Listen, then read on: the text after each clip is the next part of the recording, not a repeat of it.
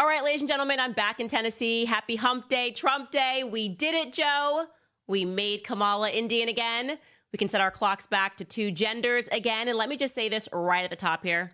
The following is not suited for all advertisers. This is not going to be an E rating for everyone to watch this podcast. I know that there are some people out there that are immediately calling for unity.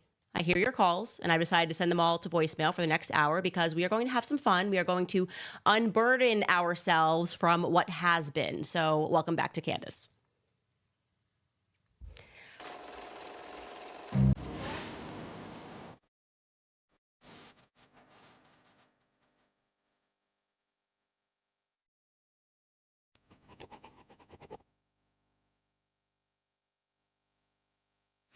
Happy Janet Jackson Day. That's what I want to say. Happy Janet Jackson Day. When you see a Janet Jackson, you better thank a Janet Jackson. You better thank a Janet Jackson.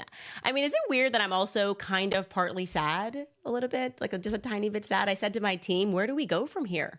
Who are we? Who am I? I don't know who I am. 42 million downloads across 24 episodes of the Kamala Chronicles. That is not a joke. 42 million downloads we had. You guys were listening, you were sharing, and I just don't know how I'm going to exist outside of just like, you know, wanting to know who she is and getting to the bottom of it. And suddenly her genealogy is completely irrelevant. I'm sad. I'm sad. I hope Trump makes her an assistant or something so I can still keep looking into it. Look, we already know what the media talking points are going to be, what the media talking points are about her loss. It's because she's a woman. It's because she's a woman of color. And I just want to stop everybody right there. Okay? Because what did America actually vote no to? Okay, well, we voted no to Hollywood.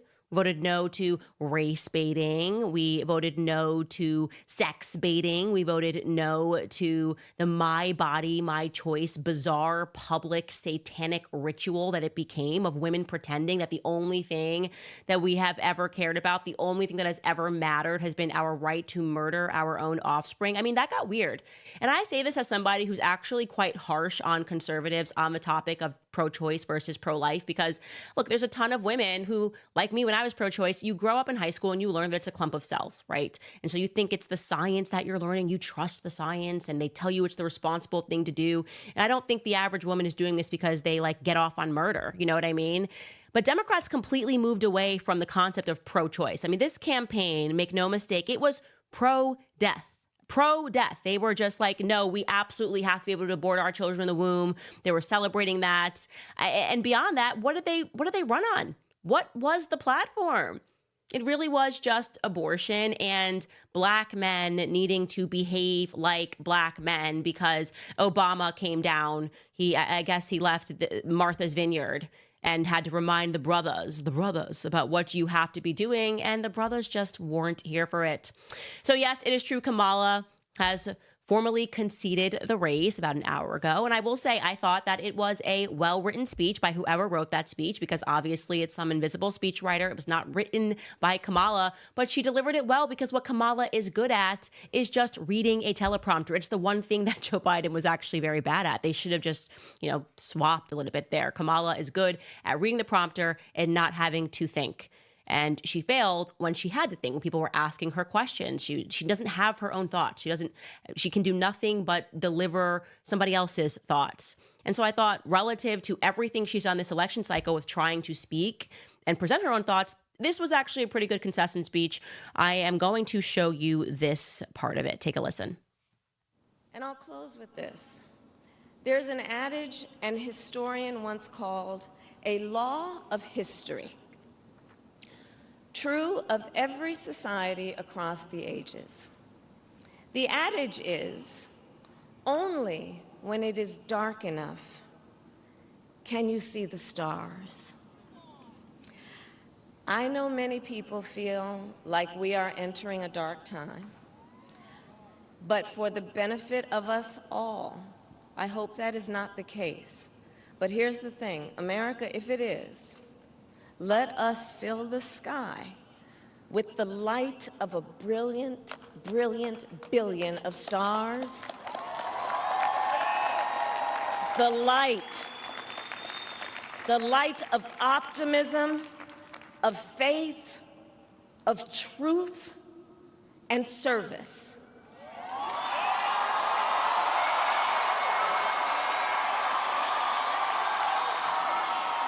at you. And may that work guide us, even in the face of setbacks, toward the extraordinary promise of the United States of America. I thank you all. May God bless you, and may God bless the United States of America. I thank you all. Okay, gay, fake, and gay, but fine, acceptable. I'm happy for her to come out and do her thing, to say something to her supporters who are existing under some delusion that Kamala ran some great campaign and there's been this great injustice that's happened because she didn't win the election. I want to be very clear here. Kamala ran a terrible campaign. In fact, Kamala didn't even run a campaign.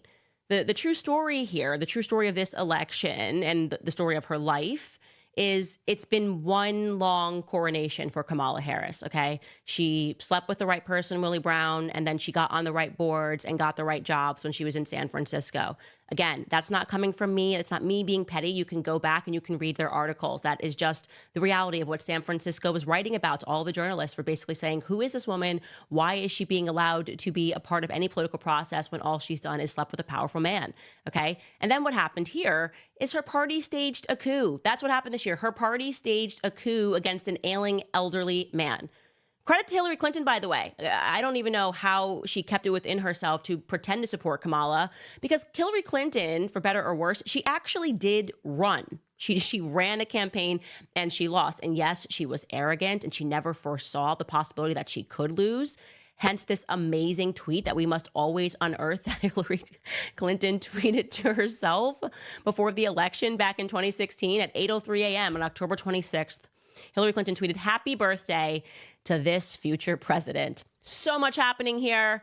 Who even tweets a happy birthday to themselves beyond that, just being like, I'm going to be the president? Like, yes, she was arrogant. But as I said, she actually ran and she actually lost, and she was able to hold a conversation. She understood the policies. She had been obviously the first lady under Bill Clinton, and she had something to say. So you could see people rallied around, maybe this is going to be the candidate. Kamala didn't do any of that. She was coronated, and then she barely ran for just 107 days. Like, she actually says that in her concession speech. 107 days, we did this. Just 107 days, 3 months, that's it. It's utterly unheard of. And she looked tired. She looked annoyed that she was even being required to do anything for that long. She was lazy. She was even too lazy to just be herself. I mean, she plagiarized Barry Soetoro's playbook. It was the exact same game. She was like, oh, Obama did it. I'll just do it. I'm going to publish this fake book. Let me post up with my fake grandma. Here's me and my grandma barrel. And then things began to unravel. Honestly, if I'm being completely honest here, the only thing, the singular thing that was indeed unfair to Kamala Harris was that she came after Joe Biden's election in 2020. Because let me show you this chart. It's an amazing chart, right? So that's 2012 election. What you're seeing right here that's being represented on the y-axis is just votes in the millions. In 2012, in blue and Democrats, 65 million votes. In 2016, 65 million votes. Just now for Kamala Harris, 65 million votes 2024. Look at 2020. Just 80 million votes. It's never happened before. It's never happened before, but somehow the Democrats just increased their margins by 15 million votes. Not for Barack Obama. Not for Barack Obama. For Joe Biden. So we know what happened was they cheated in 2020, and I feel badly. It's unfair for her that the story is going to be that she somehow lost a ton of votes when in reality what happened in 2020 is that Joe Biden found a ton of votes in the form of mail-in ballots. And that's why we just were not accepting those election results. In my opinion, Trump actually won 3 times. So yeah, we did it. I'm proud of us. Today is our Super Bowl parade. We're allowed to laugh at the things that people are doing online. In fact, I would like to take this noble moment to show you this young woman on TikTok, because I think she speaks for really all liberals and celebrities today. Take a listen. I'm sorry. No! Why?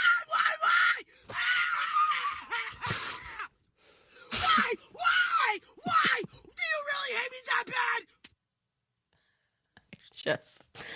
She just needs a doctor. I don't know what to say. That is just amazing. It's happening all over the internet. They are deeply upset that we did it. And in terms of the listeners on this show, what we accomplished here, no doubt, is that we made Kamala Indian again, which is why we are selling the hats on clubcandace.com. Made Kamala Indian again. We could not have done it without you guys. All right, let me tell you about Good Ranchers really quickly. Every year during Thanksgiving, there was a classic debate of is turkey or ham better? If you picked either, you'd be wrong, because the third and correct option is a free ham from Good Ranchers is the answer. During their Thanksgiving special, you can choose any box of their 100% American meat and wild-caught seafood and get a free 10-pound spiral-cut ham added to it for free. By shopping at Good Ranchers, you're directly supporting local farms and ranchers in the United States. Good Ranchers delivers high-quality, 100% American meat straight to your door so you can celebrate what matters most is Thanksgiving.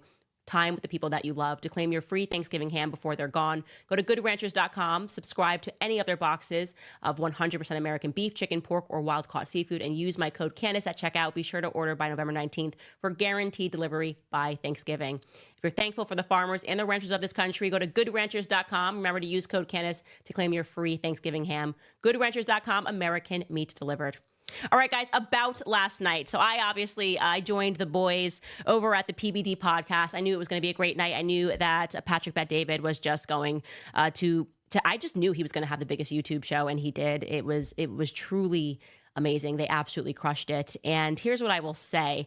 The best part of my evening, and I just will never forget this, was me being just the stars aligned, and I was given the opportunity to break it to Cenk from the Young Turks that Trump had won Pennsylvania, because that's what we were waiting for all night. I was like, if he wins Pennsylvania, it's over, it's over.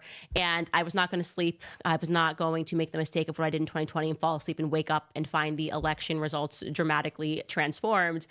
And Cenk, in case you're not aware of him, you're not aware of the Young Turks, like my story with the Young Turks is just very weird. From the time I appeared on the scene, before I was even really well known, they just made consistent video after video after video of me basically saying that I'm not black because I don't vote Democrat. I mean, crazy stuff.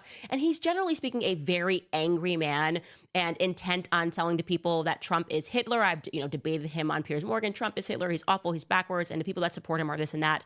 And so to have this opportunity, because PBD has a very far-reaching audience and tons of friends, and Cenk, he counts amongst his friends left and right. It's a beautiful thing. Cenk dialed in and did not know whether or not Trump was going to win. And I got to deliver the news to him. So let's just run that back. I will run this clip back for the rest of my life. Take a listen to me telling Cenk that basically this election is over. Jenny, is that him? Cenk, Just want to say this. BRB, Cenk, because they just called Pennsylvania for Donald J. Trump. There's one other end. You know what the other end is? Tom just told me they also called Alaska. Alaska. Tom is saying that's going to be done with. So at this point, that's it, man. Officially That's over? it. Donald Trump's It's president. over. That's a wrap. It's over. It's over. Wow. It was amazing. And if you go back and you watch it, he had tears in his eyes. I really just don't think he expected this whatsoever. And as I said, we had 280,000 people watching PBD show. I'm going to show you actually just the rankings, because this is amazing to see this too.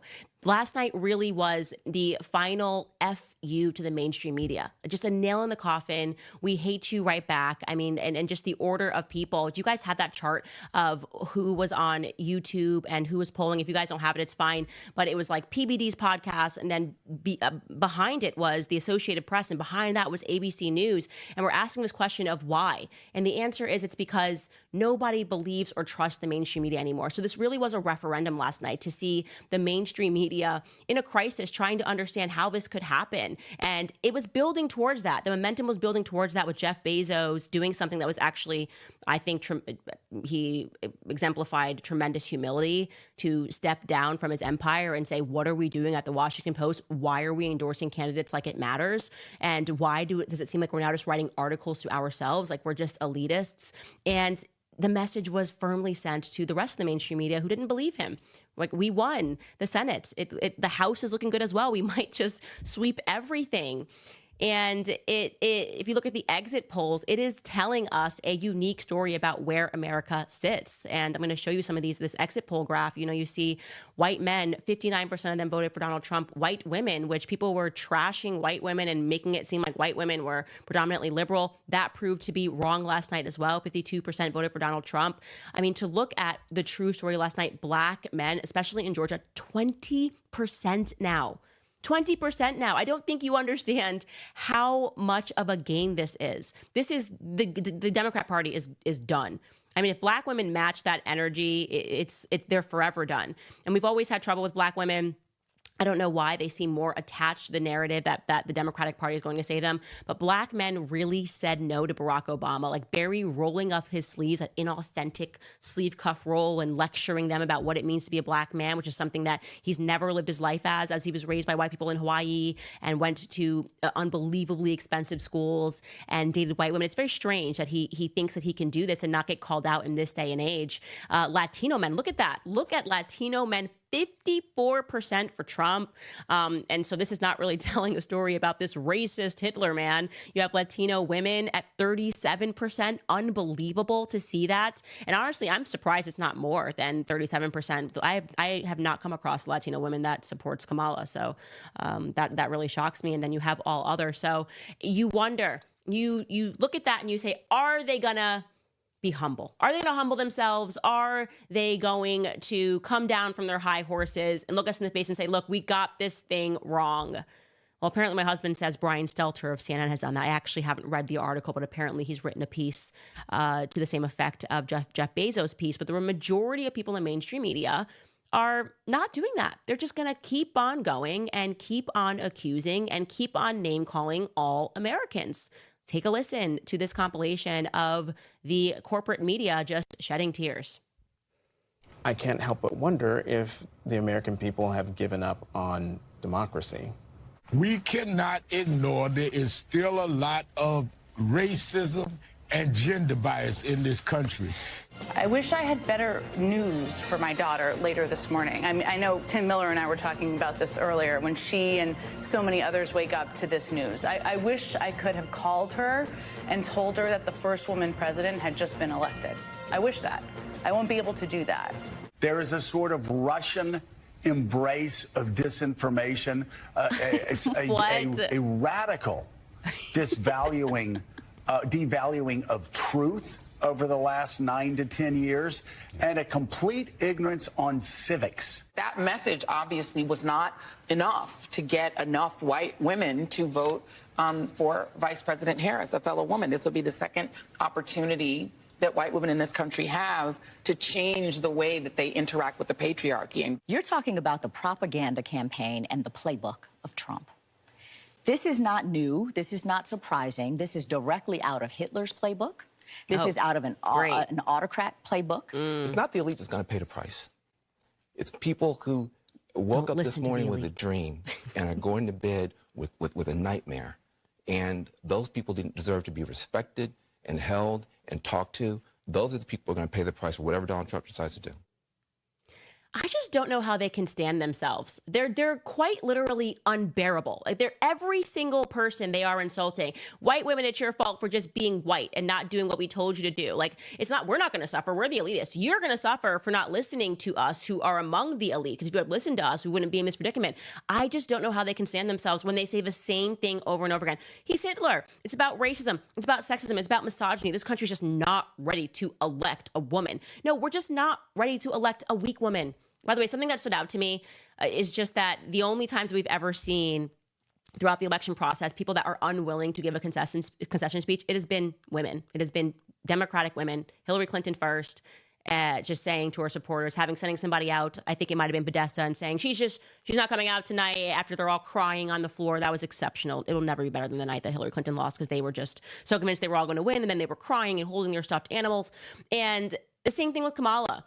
Like, the women don't even have the strength to come out and do the proper thing, to look at your supporters and to say, thank you, and here is a vision I can tell you. Maybe it's because they can't go off the cuff. Hillary Clinton hadn't prepared a concession speech. Maybe Kamala Harris, we know, certainly can't speak off script.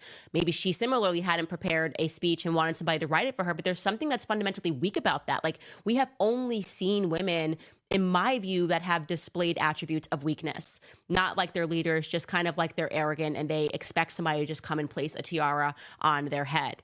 And so naturally, we know that what comes with this over and over again. And speaking of Brian Stelter, when they realize that people are getting around their narrative, like, why are people watching Candace Owens? Why are people watching Joe Rogan, independent media? Why are people doing that? They inevitably start making calls for censorship. And the number one show that I wanted to watch last night was The View. I did. I'm not going to lie. I have no idea. I had no idea what network they were on. I didn't know where to watch it, but I tweeted that I can't wait to watch The View. And I was not the only one. They were trending last night because conservatives were desperate to watch them have a meltdown. And they delivered on calls for censorship. Take a listen to what the ladies had to say today. In Finland, kids in nursery school are learning to discern between fake news and real news. Yeah. They should be teaching that in this country. Yes. Teach children tolerance. Teach them to think critically. Well, it would help if we could regulate social media, because one of the biggest offenders is D.C. and Congress have not been able to do one thing in regard to the rogue corporations of social media. It's not going to get any better with Elon Musk now in the administration. I want to end.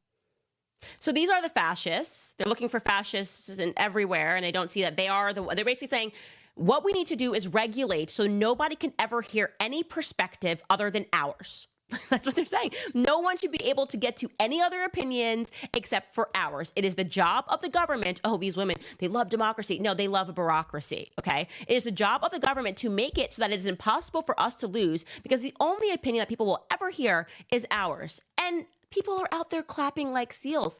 It's fascinating. They just cannot see themselves at all. They cannot see that they are not the party of liberty and the party of freedom. They are the party of oppression. They are the party of high gas. They are the party that has completely crushed our economy. They're the party of open borders, and people said no to it. And so what they're going to do is they're going to try to be more aggressive, which is why Trump needs to use his time in office to recognize that everything that he has to do must be to make it so that we are guarding our freedoms into the future. He cannot waste a single minute. I mean, day one, I want to see Edward Snowden pardoned. I want to see Julian Assange pardoned. I want Alex Jones to be the press secretary. Like, we deserve that. I feel like that's the right thing. Like, they took down InfoWars. How great would it be if Alex Jones every day just comes out and he wouldn't even have a binder. He would just be out there being Alex Jones, telling CNN to crawl under a rock. Like, that's what we deserve right now. We need that, okay? We just need a referendum on the elites and the deep states. And by the way, what is amazing is that their entire bit, again, they didn't really have a strategy other than to just keep calling Trump Hitler and to talk about how women are not going to be able to abort their children, to kill their offspring. But their entire bit also hints upon trying to convince the world that among every other name, Trump was a criminal. He's Hitler. He's a threat to democracy. He is a person that needs to be behind bars. And it was them that quite literally utilized the Department of Justice, again, a tremendous abuse of power, because they love bureaucracy. It allows them to go after the people by using the government. They don't need a majority in that way. They just need a majority in the Department of Justice. That's the way that they view things now. They just need a majority in Congress to get the things that they want done. They don't need to worry about the will of the people.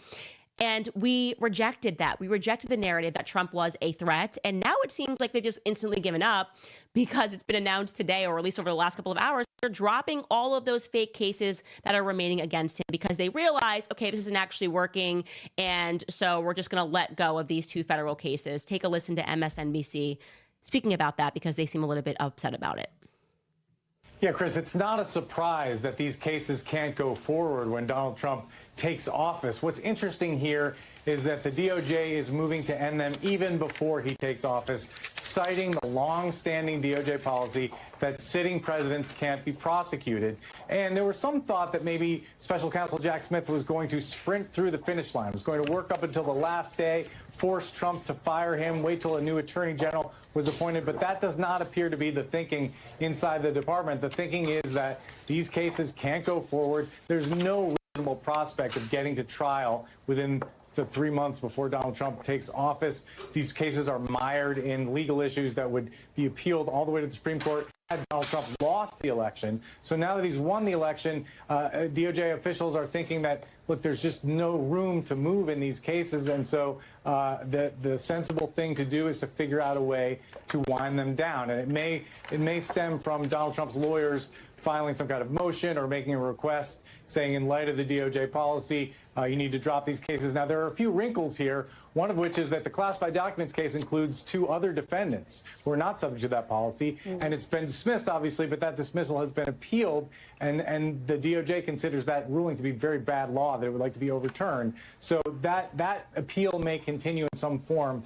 But the reality is that Donald Trump is not going to be a part of these cases. And what this means, I mean, we knew this, right? But just coming to grips with what this means intellectually is that Donald Trump is not likely to be held accountable on these very serious federal criminal charges that many people believe were worse than what Richard Nixon did or was accused of doing in Watergate. Now, there's no guarantee that Donald Trump would have been convicted at trial, but as Joyce Vance, our legal commentator, said to me this morning, what's not going to happen is he's not going to face a jury of his peers who would evaluate the evidence and render a verdict. Yeah, you see, this is why I'm not feeling like Trump should be magnanimous. And I think that was almost the problem, is like he got into office last time and he was sort of like, I'm just going to let it all go. Like first when he was running, he was like, lock her up. And then he was like, I'm going to let it all go. And then what they did when they got power is they let nothing go and they went after him for 4 years. And I just don't want Trump to forget that. I really do want him to recognize what has happened and to realize that that threat is not going to go away from the American people. He has to go after these corrupt people. He just absolutely must go after them with the same exact energy that they came after him with. We're happy. Trump survived all of this. I mean, he's a legend. There's no other way to put it. He survived the smears, the libels, the Me Too cases from the 90s, the 80s, the 2 assassination attempts. So yeah, he deserved the speech and he deserved to win this, and we deserved to celebrate his win. And here he was, just a little snippet of his acceptance speech last night. Just as I did in my first term, we had a great first term, a great first term. I will govern by a simple motto: promises made, promises kept. We're going to keep our promises. Nothing will stop me from keeping my word to you, the people. We will make America safe, strong, prosperous, powerful, and free again. And I'm asking every citizen all across our land to join me in this noble and righteous endeavor. That's what it is. It's time to put the divisions of the past 4 years behind us. It's time to unite. And we're going to try. We have to try. And it's going to happen. Success will bring us together. I've seen that. I saw that in the first term when we became more and more successful.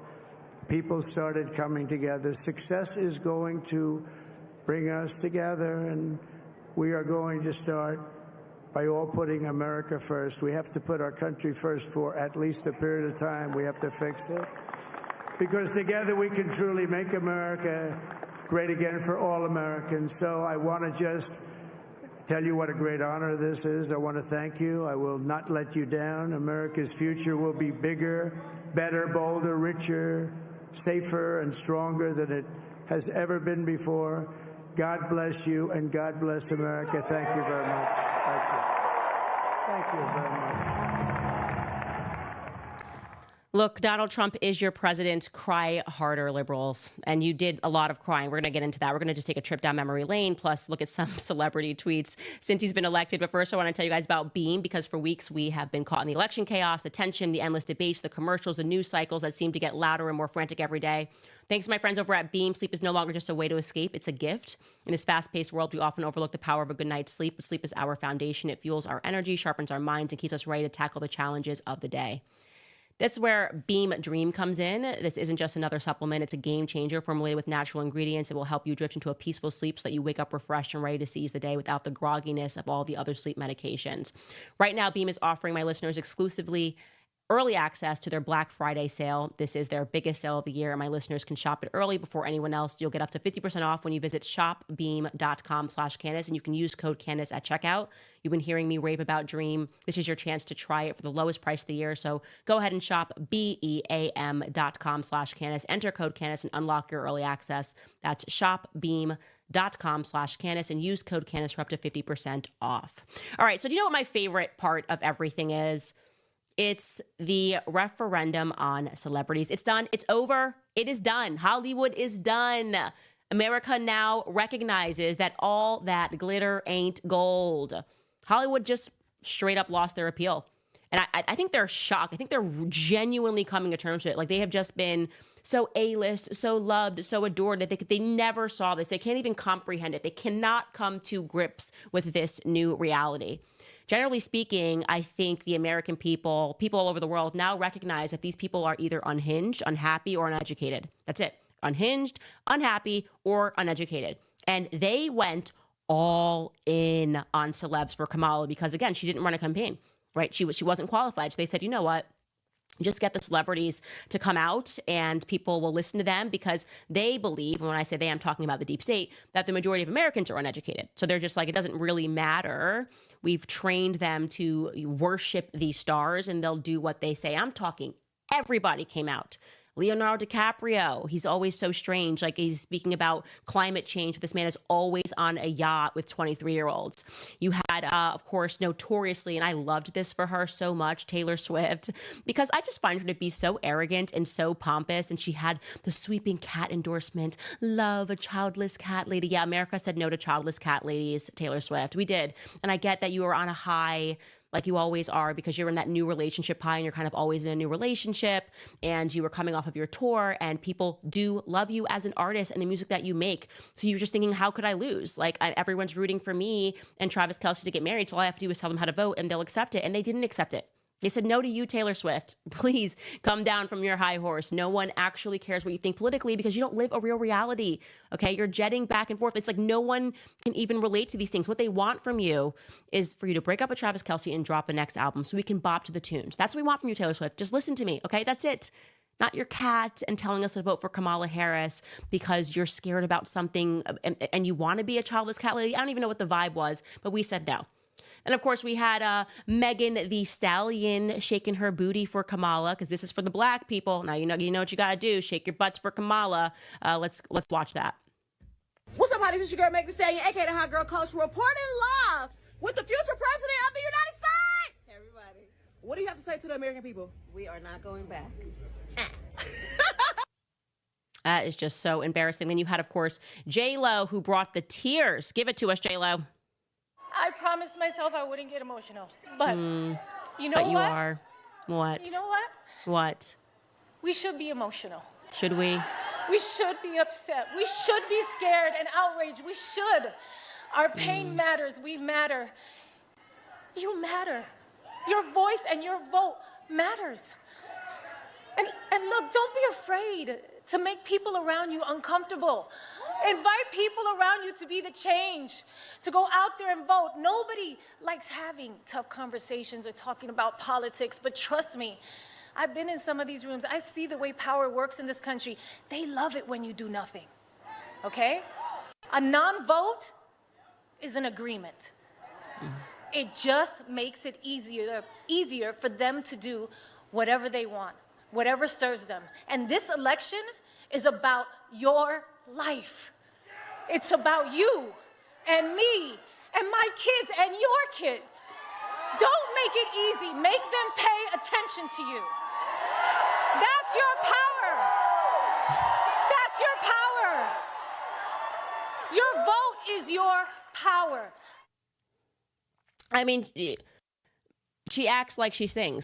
She's always just been a C-. You know what I mean? That's just like poor acting. It's like the J-Lo rom-com flick that's just like in the background that you're watching. You're happy to watch it, but it's not particularly good. It's not going to win any awards. Like, that's that, right? I promised I wasn't going to get emotional.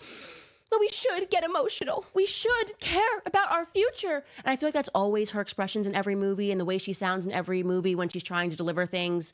And it just feels fake. And she did it because she had to do it because, you know, Diddy and her got into a little bit of trouble, at least according to Kanye. And then, of course, who could forget I personally, my favorite was Cardi, just like realizing she had no thoughts and needed the teleprompter. We'll just watch the beginning of this. Take a listen. What's up, Milwaukee?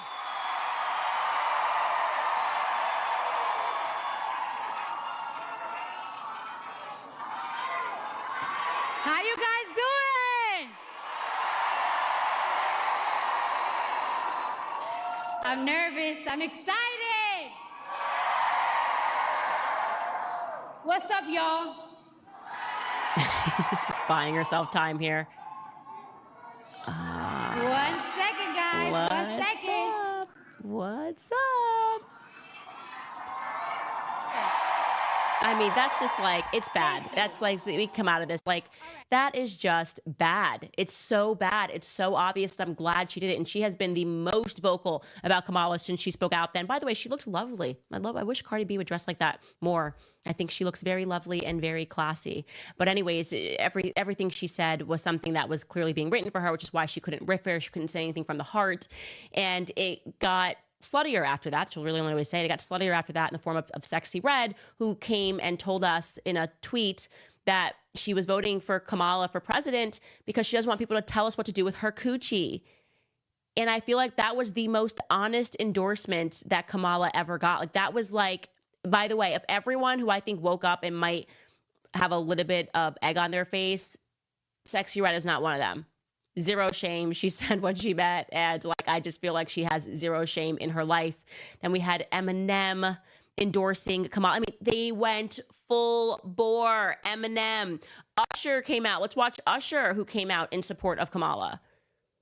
We all know what it means to be supportive, but ladies and gentlemen, we are here to support the next president of the United States. Kamala Harris, ladies and gentlemen. And I just wonder, for people that are Democrats, maybe you're watching the show, maybe you're like, you know what, let me hear a different perspective today. You're probably not. You're probably licking your wounds. But if you are actually watching the show and you are a Democrat, how does that not insult you? Like, that level of A-list celebrity, how does that not seem to you like they're hiring actors and entertainers, and that they just are thinking, if we can entertain you, you won't think about the policies? Like, at a certain level, that much has to be insulting to you. I hope it's insulting to you, because I would be insulted by that. I want to hear somebody's ideas. I don't need to hear them bringing out every A-lister in the entire world, from Beyonce. We didn't even bring up Beyonce, who also came out and gave 3 minutes, and it felt like all of them were doing this because they were completely forced. I want Democrats to be better than this. I genuinely, there's a part of me that feels compassionate toward the other side, because I'm going, how can you be convinced by that? How do J-Lo fake tears that we see in every single one of her rom-coms make you think that she's being honest and actually move you to action? You have to be more intellectual than that. You need to be more emotionally sober than that. Forget intellect. You need to be more emotionally sober, not having your emotions so easily swayed because you like someone's music. Who cares? Who cares? Why is Usher authorized to tell you anything? Eminem? This is literally a guy that wrote album after album about how he wanted to kill his baby mama. Like what authorized him, like, you know, cleaning out the closet with his mom? What authorized him to tell you how to vote? What is it about Eminem's life that you went, well, yeah, I'm going to vote for Kamala because Eminem says so? Like, what is impressive about these people outside of the music or the art that they produce that you believe gives them the authority to tell you how to vote? Like, what makes you think that Cardi B is an expert on the economy? What makes you think that LeBron James is suddenly able to speak to you guys about policy? What does he give off? I'm just genuinely curious. I want to get to know you guys better, okay? And it's been very interesting when I go back to saying how we now realize they're all unhinged or uneducated or popping pills, to see that they all do the same thing after they lose. It's like they draft in their kids for propaganda. It's very embarrassing. It's like they're suddenly like, they all say like, oh, my kid's crying, like my child is crying, my daughter's crying. They always use the daughter too, because they feel like if they say their son's crying, it won't be, they can't sell it. They're like, my daughter doesn't know what's going to happen with the future. We saw this when Hillary Clinton lost. Christina Applegate, I want you to take a look. So she's an actress, and I want you to take a look at what she tweeted. She was having a full-blown meltdown, but this tweet really stood out to me because it's so monstrous. She wrote, "Why? Give me your reasons why. My child is sobbing because her rights as a woman may be taken away. Why? And if you disagree, please unfollow me." So I want to be clear. The reason she says my child is because it's literally a child. She's not a woman. She has a daughter that is 13 years old, which means it is plausible that her daughter has not even gone through puberty. And yet your daughter is sobbing over the prospect that if she does go to puberty and she does become sexually active and she does somehow get pregnant, that she may not have the opportunity to decide whether or not she wants to rip her offspring limb for limb. Like, are you, that is like and I literally tweeted back her, I said, Christina, if your daughter is sobbing over this at the age of 13, when I was 13, I was coordinating dances with my friends, you know, like I was going to a park, playing basketball. I was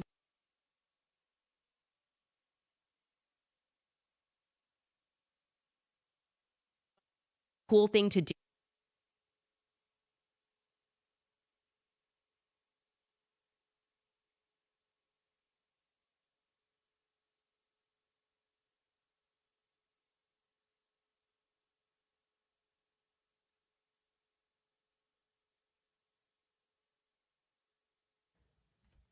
All right, can you guys hear me? I think that our audio just went out. I'm not sure why that happened. Maybe, oh wow, just see that we have 95,000 people watching. But going back to Christina Applegate, like when I see that situation and I see her writing that, and I'm thinking of my life and me at 13 and braces and getting together with my friends and trying to change the color of my braces, trying to match my friends, right? And you're telling me your daughter is concerned about the prospect, your 13-year-old, your precious little 13-year-old is more concerned and sobbing her eyes out, considering the prospect that if she goes, when she finishes puberty, and if she becomes sexually active, and if she accidentally gets pregnant, that she won't be able to rip her child limb from limb. Like, that's what Christina Applegate's tweet says, and it's disgusting. And I told her, if that truly is what your daughter is sobbing about, your 13-year-old daughter is sobbing about abortion, you have failed as a parent. You are not well. You are completely unhinged, because that means that you sat down and you told your daughter about this. You communicated this to your daughter and you told her that this was the most essential thing for her to care about as a 13-year-old girl, as opposed to her enjoying her youth. You told her you need to worry about whether or not you can reach into your own womb and kill your child. Christina Applegate, you disgust me. Truly, like you truly disgust me. I'm disgusted by the tweet. We're seeing these meltdowns happen over and over again. Similarly, by the way, LeBron dropped it in his daughter. They always do this. It's like, I'm just going to say, like, I'm worried about my child. Like, he posted a photo. I don't know if you guys have the tweet. Yeah, here's a photo he posted on Instagram. Heavy on my heart and mind this AM, my princess. Promise to protect you with everything I have and more. We don't need their help. I'd love to know who there is, who knows what they're talking about. Republicans? Is he speaking about white people generally? He seems to kind of hate white people. I generally don't understand why any white people in this country support this man after BLM season and the stuff that he has said. But who's he talking about doesn't matter. What are you concerned about for your daughter? What are you worth? Like a cool $100 million? I think he quite literally lives in a $125 million house in Beverly Hills. And what is he worried about? Well, your kids are good. Your kids are so good that your son Bronny doesn't even deserve to be on the Lakers, but he's on the Lakers because you use a little bit of nepotism to get him there. Like, your kids are so good, they don't even have to meet the talent level of the NBA to get into the NBA. Like, it's unbelievable. It's just unbelievable. But he wants to think that, like, his daughter is somehow at risk because Trump is president. Yeah, she's at risk of going into a girl's bathroom and just seeing young women and not seeing men that are confused because society wants to confuse them. She's actually probably being rendered a lot safer because of a Trump presidency. But I can't imagine her getting safer than a Bel Air mansion. But if she needs a little more safety, she can trust that Donald Trump will provide it by securing the border. So you'll be totally okay. And then Cenk, who was so certain that Trump was a dictator and Hitler, he still believes these things, back at the Young Turks, he is now having a meltdown and screaming at his own party. So you can take a listen to Cenk losing his mind. These Democratic leaders are simpletons. They're servants of the donor class. So they go in there like, oh, donor, give me money, please. And I made an ad. I'm Kamala Harris. I'm full of joy. Okay, well, what did that get you? And they say, oh, Jake, you're too angry. Too angry? What? You think, does Donald Trump look like he's kind? Does he look like he's in a good mood? I mean, no, people want some sort of reaction from their politicians. They want them to represent them, to fight for them. But that has never occurred to a Democrat outside of Bernie Sanders, and probably we never will. So look, I have no interest in listening to a single Democratic politician ever again. They can go kiss my ass, they can do whatever they want, and we never listen to them anyway, and they hate us because we're right and they're wrong. They're always wrong, and they hate us for being right. I wish Cenk well. I asked him last night when we were on that panel, I said, after seeing this response, seeing Trump win so handily, seeing us take the Senate, do you think that you were wrong about anything? And he thought about it for a split second and said, no, he's right about everything. And I just think he is a dyed-in-the-wool Democrat in that way, that they just look at the way things happen and they go, what we actually just need is more oppression. We need more oppression. We need to oppress opinions. We need to start speaking about how we are going to get Spotify under control. We can't have these independent voices that are becoming successful. How we're going to get YouTube under control, how we're going to demonetize, how we're going to put together policies, how we're going to use, whether it's the EU over in Europe, how we are going to just suppress speech. And I don't think that's going to be a plausibility for them under this presidency. All right, guys, I'm going to tell you about American financing because the economy has been a major burden on the average American. Wages are flat, expenses are up, and it is very hard to manage to pay all the bills without using credit cards. So if you're a homeowner and you're frustrated with that cycle, I need you to make a 10-minute, no-obligation phone call today to my friends at American Financing because interest rates are finally coming down and they're now in the low 5s. If you're constantly carrying a credit card balance each and every month with a rate in the 20s, American Financing can show you how to put your hard-earned equity to work and get you out of debt. Their salary-based mortgage consultants are saving their customers an average of $800 a month. And if you get started today, you may not even have to make next month's mortgage payment. So call today at 800-795-1210. That's 800-795-1210. Or you can visit AmericanFinancing.net/Owens. That's AmericanFinancing.net/Owens. By the way, I should tell you guys this regarding celebrity tiers. Obviously, we instantly produced a mug because we deserve it. We absolutely deserve it. We are selling celebrity tier mugs. We have got Donald Trump on there. It says 47 thumbs up, and there we have J-Lo crying. We have LeBron crying. We have Cardi B crying, and I hope that they're all going to be okay because they are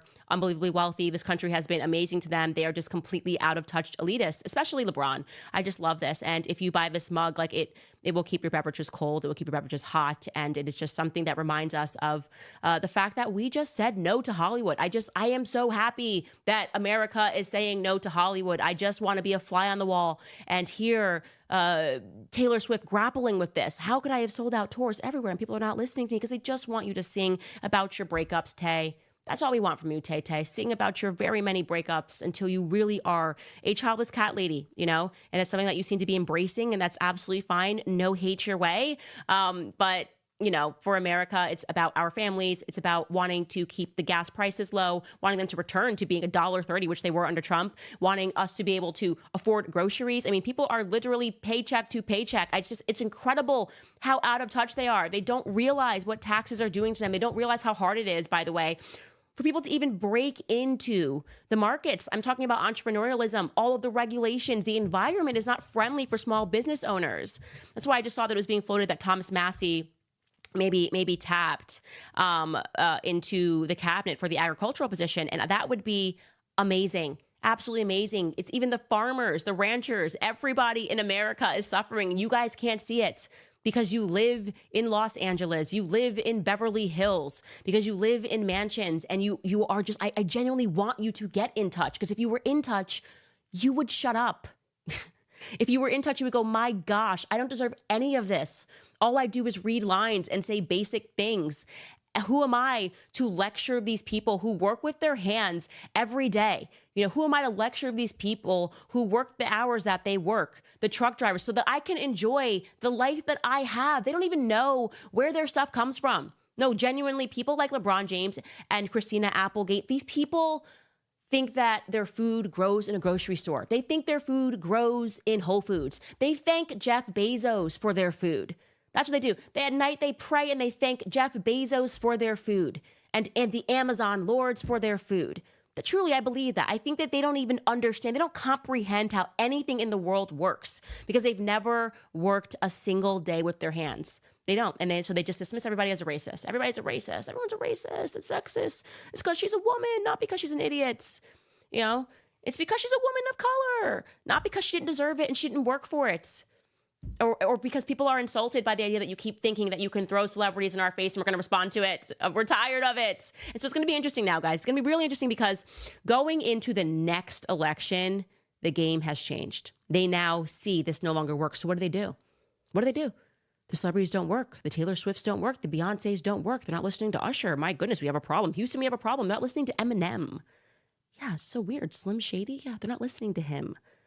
LeBron, he puts up so many points every game. Why are they listening to him? What is going to be the Democratic strategy? That's my question. What is going to be the Democratic strategy heading into 2028? And yes, we already do have to start thinking about 2028. And I am just hopeful that Trump does not let us down. You know, I hope that his campaign has not been infiltrated by neocons. It is a mild fear that I have that the war class has infiltrated his campaign. I hope that he just gives them all hell, goes straight back to America first, defends the borders, works with the people that we trust that are in fact America first, people like Thomas Massie, and just continues to be a royal pain in these people's asses, because that's what he is. Donald Trump is imagine you're like, we tried to assassinate this man twice. How is he still here?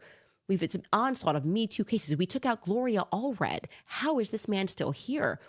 Every case that he has been through, he has survived it.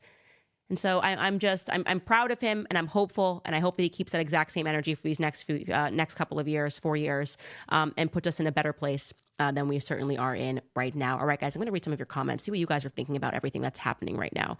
What do we have going on? Meggie writes, we must remember to keep sharing good values and truth and work even harder now. Evil will never relent, so we can't let this victory reduce our commitment and vigilance. Thank you, Candace, for your work. I completely agree with that, Maggie. So well said. Alaska Dog Lady writes, I would take a tax hike to pay the salary of the press secretary, Alex Jones. BTW, I'm one of the hordes of lifelong Dems who left the left in the last 4 years. Proud garbage now. Christ is king. I love hearing that. So many Dems left. My sisters left. They were so happy that Trump won. And when I first got into politics, they were like, what are you doing? Going to another one of your Klansman rallies? My sisters and me, we just joke with each other all the time. We make fun of each other. We're not one of those families that were like, I'm never talking to you over politics again. But, they saw what was happening. And my sisters were like, we're not comfortable sending our kids to school because there's very clearly a rainbow agenda. Why are they speaking to our little kids about this? So there are so many people that are just like you that felt the exact same way. And so we are very happy to have you. And I want to be very clear about Alex Jones. I will crawl over broken glass and give him everything I earn. If all he needs is someone to pay the salary, leave it to me. Leave it to me. I'll get a second job to pay whatever salary he wants to be the press secretary. If he's like, I'm gonna need $500,000 a year, leave it to me. Like I said, I will pick up a job and I will raise the money. It'll be totally fine. If we get Alex Jones, we are not worthy. We are not worthy. But Trump, please, it would be the greatest troll. And by the way, he is more than equipped for it. He has run a show for decades. All he does is talk and answer and respond to questions. He is totally equipped for it, and they hate him. The deep state hates Alex Jones with a vengeance. Sarah writes, Kamala Harris is now working at a call center in India, if you were all wondering. I really thought in that last concession speech, I was like, is Kamala Harris going to drop, finally, an Indian accent? Because she's done them all.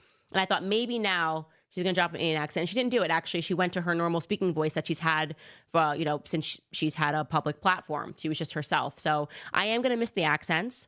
I'm going to miss the genealogical research. I had done so much over the weekend that now I'm not going to present because nobody cares about her genealogy anymore. Give me somebody's genealogy to look into, guys. I'm not good right now. I don't know who I am outside of Kamala Harris's family research. Pamela writes, I woke up this morning at 4 a.m. and instantly checked my phone. When I saw the results, I cried because my children might actually have a shot at the American dream. I am unbelievably proud of my country. Yes, it was one of those moments where, I'm gonna be honest with you guys, me and my husband were having conversations like, if she gets in again, what are we gonna do? I think everyone had that conversation, like, what can we possibly do? So your conversations probably were apocalyptic, like, can we all move in together in the middle of nowhere and live off of the land and survive? Or you're thinking, what country would we leave to? And our mindset was all over the place. Like, do we move further into the country? Do we try to run while we still can? Like, that was my true understanding of who Comrade Kamala was. You know, I was understanding that she was a communist, and if the world wasn't going to see it and they were going to put her in office over a couple of celebrity endorsements, then it was going to have to be like survival of the fittest sort of a situation. And so to have that immediately absolved when Trump won, I genuinely just feel lighter today. I'm just so happy, truly so happy. Going to read more of your comments. Just want to remind you guys about Pure Talk, because it is very important to think about what charities and causes and the brands that you give your money to support, which is why I love supporting my cell phone company at Pure Talk, at a veteran-led company. Supporting veterans is their passion project, and that's why Pure Talk has alleviated $10 million in veteran debt. That's why they donate tens of thousands of dollars every month to help prevent veteran suicide. And that's why they just donated $50,000 to Micro Works, providing scholarships to veterans learning the trades after active military duty. It's time to jump ship from Verizon, AT&T, and T-Mobile. There's a better option. Pure Talk gives you the same great coverage, America's most dependable 5G network, for half the cost, and you'll be helping our vets. It's a win-win. So go to puretalk.com/Owens today and switch to a company that invests in American jobs to better serve you. Again, you can go to puretalk.com/Owens, and you will save an additional 50% off your first month. That's Pure Talk, America's wireless company. All right, jumping back into this, Sarah says, guys, it is coming. Everything is fake and gay merch. I promise we are going to drop a fake and gay line, because it is just the reality of the circumstances that we are in right now as a country. We all know what it means, where it's like 90s gay, everything is fake and gay, and it is coming. It is absolutely coming. I would expect it around this month, because we're going to do a lot of fun stuff for Black Friday, including Manect. If you guys are on the Manect app and you're sending me messages, we're going to do some fun things there as well. Doge writes, great job on your expose on Kamala. Thank you. It's bittersweet. This ending is bittersweet. It really is. Kane writes, don't you realize that's why they busted Diddy? It was to get them to back her. That's interesting. Could be, but I think Diddy truly got busted because of that lawsuit. I don't know that they could have held that off much longer, because when I read that lawsuit, I was like, yeah, Diddy's definitely going to prison. But it is true that they likely used whatever Diddy had to get even more celebrities in check than had ever been before, because I saw people speaking out that I'd never even seen speak out before. It was totally weird and wacky. Maynard writes, I've been watching you from Canada every day for a year now. Thank you for being yourself and all the hard work that you do. I love you, and God bless you. Love you back. Like Kamala says, I'm going to miss that too. I'm going to miss her Latina accent. I'm going to miss Bitty Bitty Bom Bom. I'm going to miss the black church pastor. I don't know. I don't know, guys, if we have ruined our own entertainment for the next 4 years. I don't know. I need time to think about it.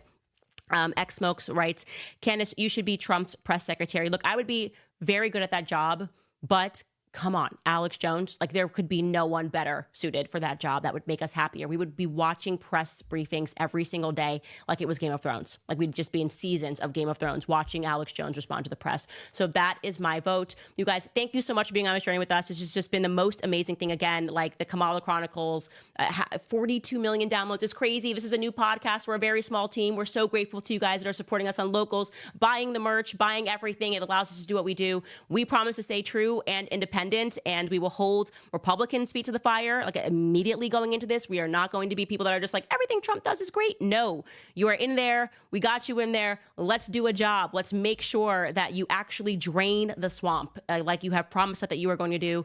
We feel vindicated. We feel that he got justice. We feel that 2020 was stolen from him. And we feel great about the future. The future does look bright indeed, like PBD said last night. So we will see you guys tomorrow.